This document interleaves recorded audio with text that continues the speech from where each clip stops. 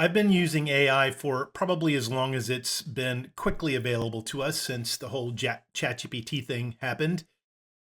Microsoft invested $10 billion in OpenAI and created an amazing tool. I think it was ChatGPT 2.0, maybe 2.5. Since then, it keeps getting progressively better and better. And there are more and more new ways to use it. And especially for me, as a Bible study enthusiast, someone who follows Jesus and really wants to get deeper and deeper into the Word, but also for the daily work that I do. And what's very interesting is I've got a lot of young clients, a lot, and they use AI. So as we're going through a session, an opportunity pops up where I'll say, hey, let's just take a quick look at AI. And then I'll share my screen and they'll see how I'm using it and they'll go, whoa. And it surprises me. So I thought what I would do is provide for you some of the best practices I've been using for my personal life in God's Word and for my career and how I coach other people, so you can start using it too. And what I would love for you to do, please share with me some of your best practices in the comments below. I'd really love to hear from you. Hi, my name is Shawn Sommerkamp, and this is Motivationeer Christian Coach.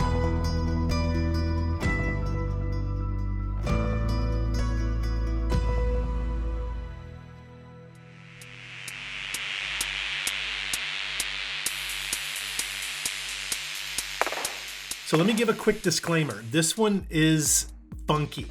There are a lot of companies now, maybe you're in one of them, where you have hired ChatGPT to come in and build an on-premises AI, large language model AI.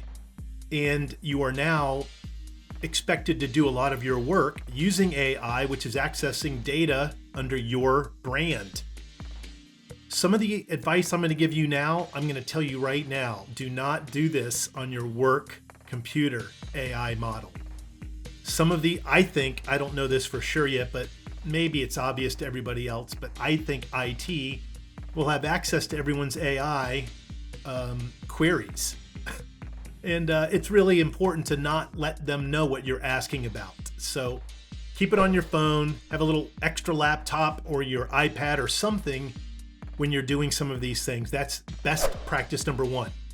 Okay, best practice number two, when studying the Bible, I have used the Blue Letter Bible. I did a video on the way that I use it the most. And one of the most important ways I use it is to look at the original Greek and see how that Greek word is used all throughout the rest of the New Testament. And as I've shown you in that video that I've done,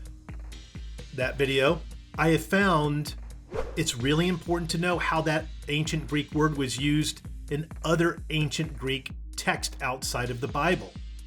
I've always used, as I showed you in that little video, a Greek lexicon.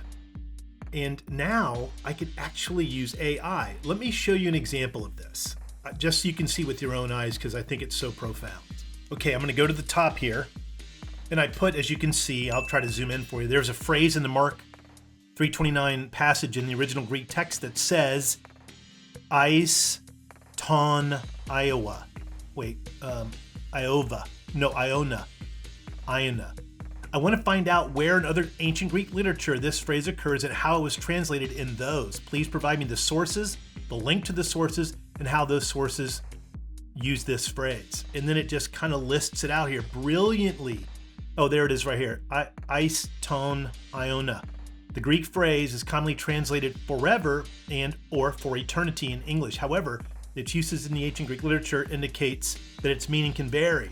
And then it shows you, okay, in the Septuagint, which is the Greek version of the Old Testament, it shows you how it was used, and then the translation, Psalm 89. But then we have Isocrates and Helen. They write out in this ancient non-biblical Greek text what the original Greek was, how it's translated for all eternity. So outside of biblical manuscript, that phrase is for all eternity, contextual meaning, etc. Analysis. I said then, because they gave me two passages in the Bible and one extra biblical, I said, can you give me at least three more non-biblical ancient Greek sources? And it did. Herodotus, Histories, Homer, Iliad, Plato's Timaeus and show me where that phrase is used. That's a quick example. I think it's really important for us to kind of understand, because some translations we have can be maybe a little, what's the right word, biased. So it's good once in a while to just do a quick little search. Hey, where is this Greek word used outside of the Bible? That's just a very great little tool to use. Another thing we can use it for, and this is more in the workplace, how many times have you been upset about something or someone and you started ripping off an email, really upset, and you've got like paragraphs of stuff, you're just sticking it to someone. You think you're being fair-minded, you think you're being kind, you're a Christian, so you hope you are, but you know, I'm not going to hit that send button right now. This is where we can use AI. Copy the whole thing that you just wrote, go into AI and say something along the lines of, I just wrote an email that I'm not really sure how it's going to come across. Please take this email, soften the tone while keeping it professional. Paste it and hit enter and watch what it will do. And if you get the idea, which most of us do when we're upset, that the email that you wrote is too long, also ask AI, please cut it in half, but still convey the same communication mode. This is really a brilliant way to use it. I use it like this all the time. This is something I help lots and lots of clients with. So if you're listening to this and you're a client, you can start doing this now. Even if you're not a client, you can start doing it now. A great thing to do is to get AI's second opinion. If you didn't know, AI as a learning model, especially if you pay, I pay for the $20 a month. I know ChatGPT 03 Mini just went free everywhere. I still pay so I can have a few of the other features that ChatGPT provides. I pay $20 a month. But it learns from you. So it knows how to contextualize what you're asking it. My ChatGPT knows that I'm a Christian. So when I'm asking questions, it is constantly, you'll see a little thing that pops up that says memorizing, which you want to turn that feature on. I'm not going to go into how to do that now. You can look that up on your own. But it means it's learning from you and who you are, the type of answers. You can be in an ethical dilemma at work. Write out, not if your AI is attached to an on-premises AI large language model, of course. Maybe use another one, but describe the situation to AI and ask AI what the most Christian ethical thing is. You can even ask it to give you Bible examples that could guide you through it. This is a very strong way to use it, and you're going to be shocked by the results. It's amazing. Another thing I do is, and I'll show you here, I was reading through the book of Lamentations recently, and I started to notice a trend. You know, we've always heard, of course, Lamentation, Jeremiah is the weeping prophet. I decided to ask AI in the book of Lamentations, write out for me the passages that talk about crying, tears, etc. Here are the passages, and it just listed them right out for me. I noticed a pattern though. It only listed chapters 1, 2, and 3. So I thought, maybe there's more than that. I wonder why it stopped. I don't know. Let's, check it again. So I asked it, are there any more in chapters 4 and 5? In Lamentations 4 and 5, there are no direct mentions of quote unquote crying or tears as explicitly as in the earlier chapters. However, these chapters continue the theme of deep sorrow and suffering. Here are the closest references. And it gives me those references. It is, what an amazing way to explore the Bible. I'm not going to show you because it'll take too much time, but I've said, like for 1 Corinthians, summarize what Paul wrote to the 1 Corinthians about the Holy Spirit. Take into consideration end to end the entire chapter and give me an overall theme of how Paul described the Holy Spirit.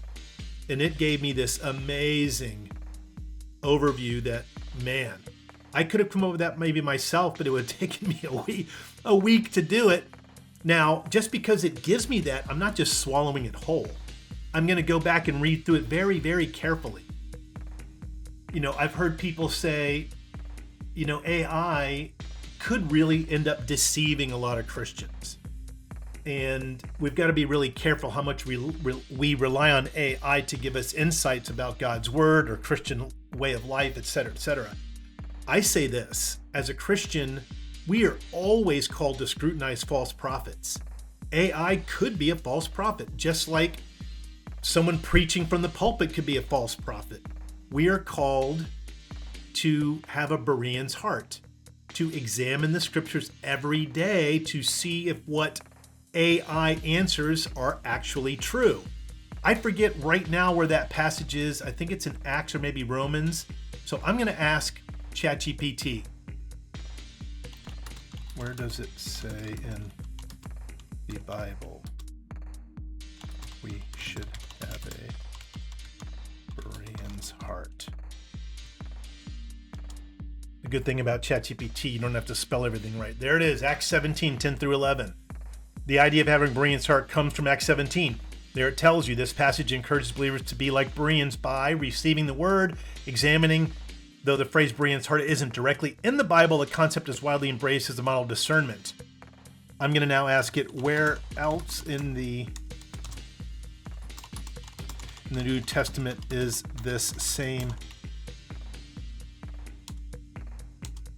sentiment taught?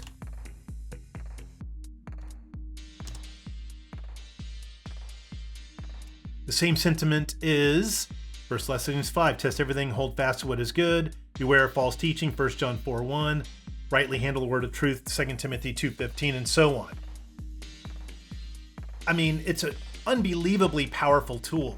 I don't just leave them here either. If it's a certain insight or a teaching, I'll go back to my Bible, write some of the insights into the margin, or put it in my journal, or save it as a file on my computer. I have a whole list of thousands of Bible studies I've done. It's a really great way to do it. There are lots and lots of things we can ask in our corporate life as well, in our career. I'm working with someone who's using a new software tool, and this client of mine who's a business owner has two software tools. They invested in this one really big, I'll just say Salesforce. And as he's using this other one, I noticed some of what it's doing is taking the place of what he was doing in Salesforce. So there's a little bit of redundancy overlap. So I went to ChatGPT, shared my screen while having a Zoom with him, and asked ChatGPT, can this new software being used here also integrate with Salesforce? And not only was the answer yes, it walked through step by step exactly how to integrate it. There are so many things we can use ChatGPT for. Let me look up a couple of more. I had them handy in my notes, and for some reason it's not populating. There we go. Language and communication enhancements, of course, rewriting emails. We can tell it, make it sharper, smarter, make it more conversational before we hit that send button. Community networking and outreach. Have ChatGPT craft custom emails when you're trying to connect with people, let's say on LinkedIn, or media posts if you want to become something of a knowledge leader on LinkedIn in your special field. Create a thought or a direction you want to go that's your own, then ask ChatGPT to help refine it and post it on LinkedIn. Ethical guidance, which I mentioned, sermon, training and preparation. This is a great thing. Because I'm right now teaching Sunday school in my church, one of the activities we were doing was to show how unique all the children were. And we have a bunch of kids in our class, and one of the activities was come up with a unique thing about each little child that you can share. So I went to ChatGPT and I said, give me 50 adjectives that describe wonderful, unique traits about children. And then I took all the children's names and kind of wrote them out, so when it was time, I could just kind of reference it, make it my own. These are just a few of the tips and tricks. If this video gets a lot of watches, a lot of views, I'll go back and create a much deeper one, including how to write prompts. By the way, if you did not know, many job searches, job descriptions today say must be able to write AI prompts. It's important for us to really get great at that. As a coach, asking questions is what I do all day long professionally. So having to ask them into AI, it's pretty neat. I really enjoy it. It helps me learn how to ask questions better and better. When you use the latest version, right now it's 03 Mini, this will get outdated very quickly. But it tells you how it's reasoning when it's answering your questions. And you'll notice sometimes the questioner gave very vague direction. The questioner gave vague direction. So it's a little hint, okay, I can write this question better. And you'll notice sometimes it'll give you answers and you're like, okay, that's not quite the answer I was looking for, or it just fell short, or it went a different direction. And I just write right in there because remember, it is memorizing, learning from you. I say, okay, I didn't ask that question right. Or I'll say, I think you may have misunderstood the direction I was going, so it can continue to learn. Please share with me some of your best practices. I'd love for this post to be a central knowledge repository. And if I get enough of them and a lot of likes or watches, I'll go back and make even a deeper video. Please like this video if you find it interesting. Thanks for sticking with me this long. I really appreciate it. Thanks for watching. Please be sure to like and subscribe and turn on notifications so you'll know when I create a new video. Please also consider becoming a member at Motivationeer.com. Your membership really supports this channel. And don't forget, your career is not just a way to make a living, it's a way to transform the world.